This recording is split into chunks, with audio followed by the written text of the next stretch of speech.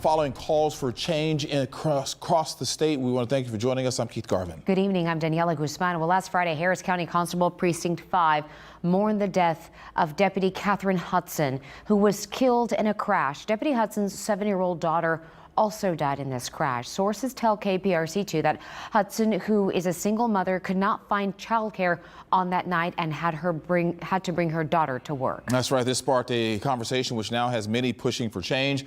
We are not just talking locally. This list has the names of 120 different organizations who are pushing for better child care in Texas. KPRC2 reporter Corley Peel joins us live from the newsroom. Corley, some local leaders are now getting involved in this issue. Yeah, Keith and Daniela, a lot of people are hoping to improve child care here in Texas. Now, it is unclear what Deputy Constable Hudson's exact situation was, but like you mentioned, sources are telling us she had to have her daughter with her because she could not find child care, which is an issue that a lot of parents struggle with. Not only is child care hard to find, but it's not cheap. The average cost is $8,000 to $12,000, and in some cases, it's basically a college tuition. One state rep says he's writing a bill that will hopefully provide more funding towards child care.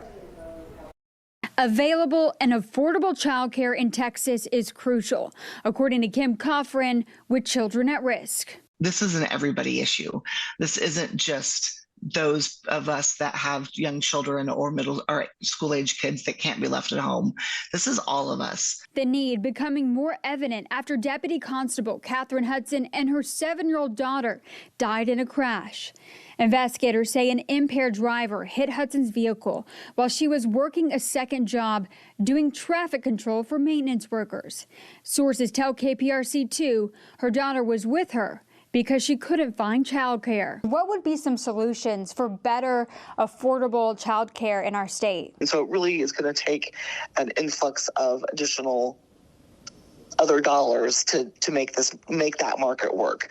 And so is that, that can be a combination of our current federal dollars, that can be our state dollars, which we don't put in currently, and then local dollars of how to support families and child care. Children at Risk is among more than 100 organizations who are pushing for the legislation to improve child care.